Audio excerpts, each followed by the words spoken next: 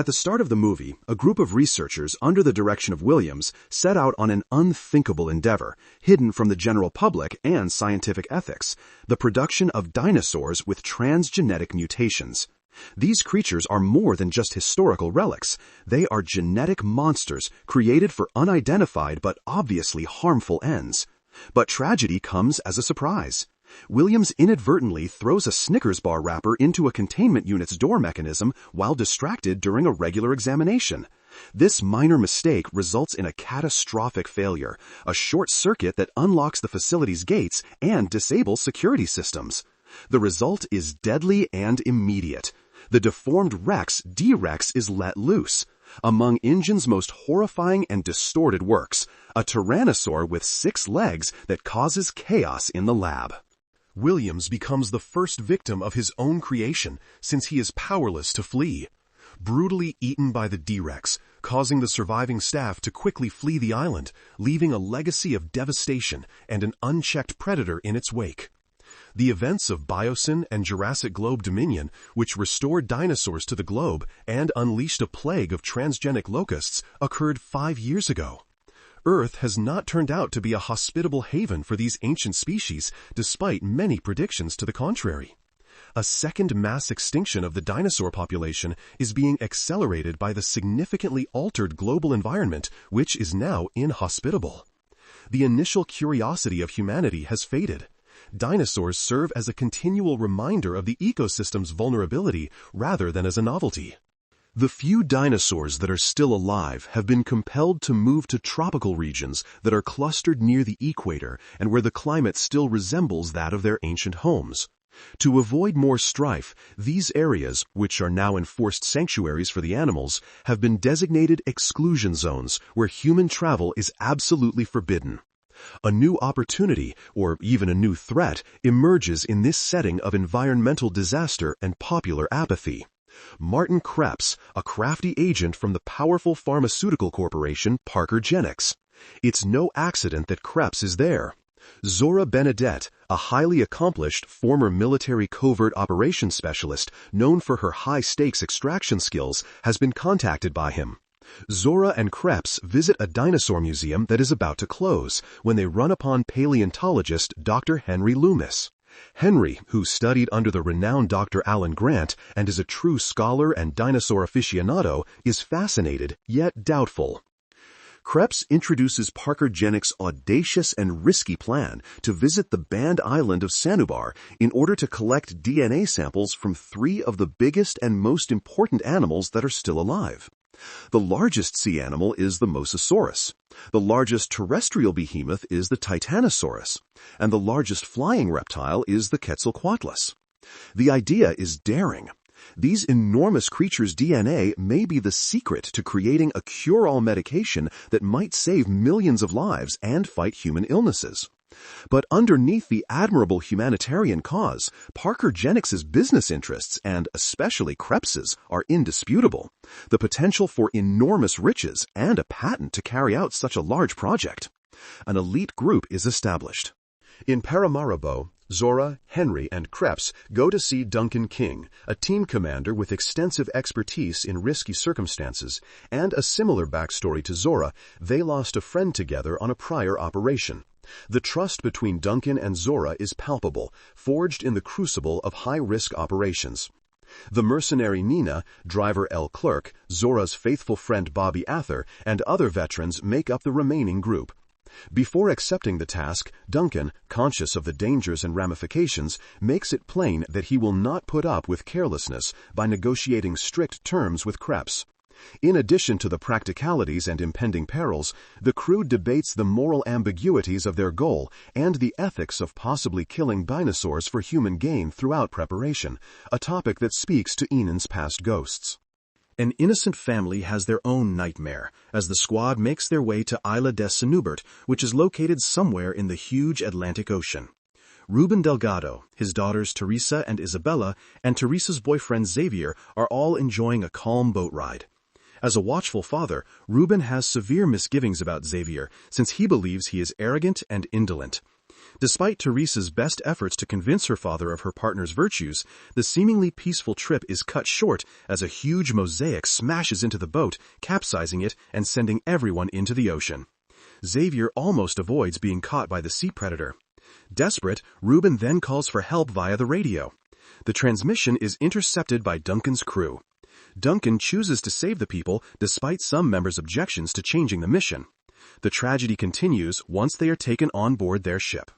Hunting alongside the Mosasaurus, a troop of Penosaurus rises from the depths and attacks the boat. The first victim on the team, Bobby, is ruthlessly sucked up by Apatosaurus's teeth. In the confusion, Teresa tries to use the boat's radio to call for assistance, but Krebs, who is determined to keep the mission a secret, fights with her to take it away. Teresa loses her footing during the altercation and goes overboard, but Krebs icily declines to assist her. Xavier immediately jumps into the sea after her, with Reuben and Isabella following shortly behind. Zora proceeds, conscious of the pressure. The Mosasaurus tries to trap the boat by bashing it while swimming at an incredible pace. Zora shoots it with the dart that holds the DNA collection container in a display of skill and daring. Zora uses her improvised parachute to launch herself out of the Mosasaurus's reach and back to the team after obtaining the sample. Following his escape from the marine animal's jaws, Duncan makes the dangerous but essential decision to crash the boat onto the rocky shores of Isla de Sanubert in order to find safety on land. There is no respite when you first get on the island. Another disaster occurs when the crew attempts to retrieve their belongings from the capsized boat. A Penosaurus drags Nena away and devours her, dealing a severe blow to the already exhausted group. Krebs, L. Clerk, Zora, Henry, and Duncan. With morale low, but the mission still pending, venture into the island's dense jungle.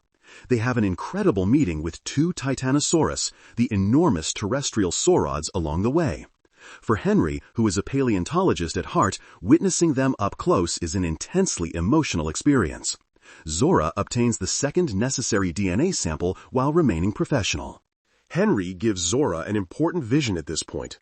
He is adamant that whatever medication they create ought to be accessible to all people and not be patented or owned by any business, a concept that aligns with Zora's personal ethics. Unaware of the covert mission and without any other choice, the Delgado family walks out on their own and looks frantically for a village or anyone who can assist them in leaving the island.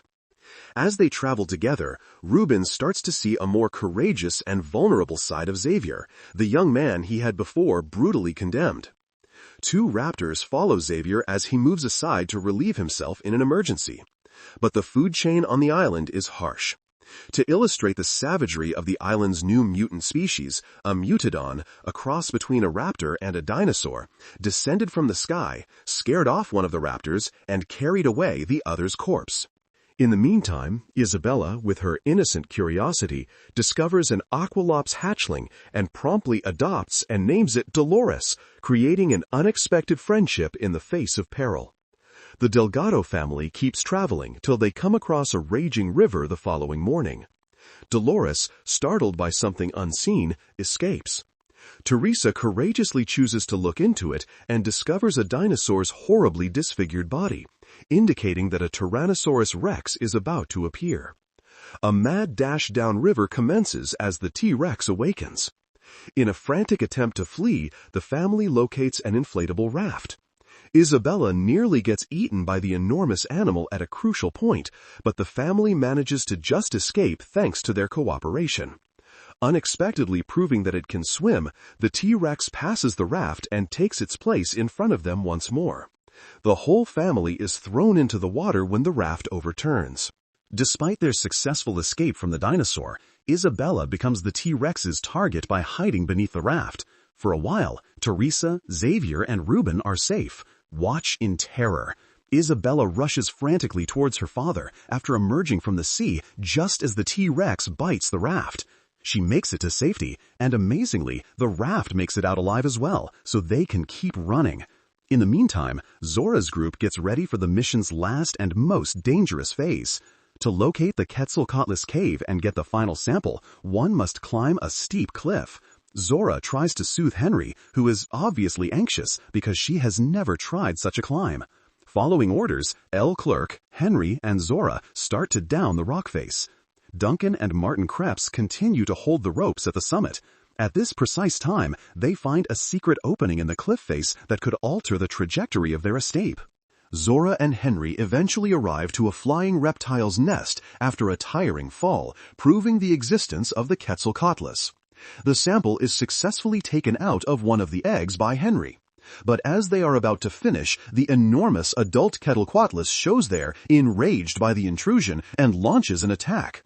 It's too late when the cleric tries to warn them. They are attacked by the menacing Telosaurio, a term that is apparently used interchangeably with the Quetzalcoatlus in this context. The sample that was taken falls perilously onto a wall ledge. As a sacrifice, Leclerc diverts the predator's attention long enough for Henry and Zora to flee. Henry stumbles and ends up dangling perilously from a rope while he tries to get the sample, as Martin and Duncan start tugging on the ropes to lift Claire to safety. In front of Martin and Duncan's terrified gaze, the pterosaur suddenly lashes out and savagely devours him. Desperately, they seek safety in the secret door they had found. Although Zora is able to prevent her own fall, the rope isn't very strong. Henry swings, risking everything for the vital sample, and hits the void while trying to grab it. Fortunately, Henry escapes by landing in the water when his fall is broken by lush vegetation. Martin and Duncan use a stairway to descend via the hidden door, while Zora descends on her rope. The sample settles close to them after having flown off when Henry touched it. When the 3 DNA samples are at last in their possession, the group departs for a rendezvous location that also happens to be the Delgado family's destination. They have an uneasy reunion. Upon seeing Martin Krebs once more, Teresa becomes enraged and confronts him for leaving her after she fell into the sea. Dismayed by the charge, Zora questions Martin, who makes an effort to justify himself. Zora grudgingly gives the DNA samples to Martin after he requests them. Little Isabella uses her acute senses to alert the group to impending danger as they argue angrily. A group of Mutodonus, Inan's hybrid raptor pterosaurs, are drawn to an abandoned laboratory when its lights turn on. Everyone rushes for shelter. The Delgado family seeks safety in a nearby store, while Martin and Zora shelter beneath a car. Isabella is pursued by a Mutodon after she hides in one of the lab's freezers after reuniting with her devoted Dolores, the Aculops hatchling. The family is able to rejoin and flee through the sewers, a sophisticated subterranean system that passes for a portion of the island and empties into the sea. After Reuben cleverly diverts the Mutodon, Martin betrays Zora by leaving her behind, stealing the 3 DNA samples as he does so and escaping in the van that was guarding them. Henry and Duncan, meantime, were able to locate the main lab where the dinosaur modifications were done, learning the truth about the hybrid animals. At that moment, they witness the rescue aircraft reaching the island. Zora follows a Mutodonus that slides into the sewers while hiding among the greenery. Martin makes a valiant attempt to attract the helicopter's attention during his escape, and, following multiple reconnaissance passes, it gets ready to leave. But then, out of nowhere, a Tyrannosaurus assaults Martin's van and roughly tosses it to the ground. After the incident, Martin, who is hurt and afraid, runs away and meets up with Duncan. Both enter the sewers where the rest of the group is hiding because they have no other choice. They see Zora after a protracted and tense underground trek, and she attacks and injures the Mutodonus that was chasing her, opening the way for everyone to reach an open space. Using a flare to attract the D-Rex's notice without hesitation, Duncan risks his life to save Isabella in a valiant act of selflessness. The others are able to board a motorboat and swiftly leave the location while the deformed Rex pursues Duncan.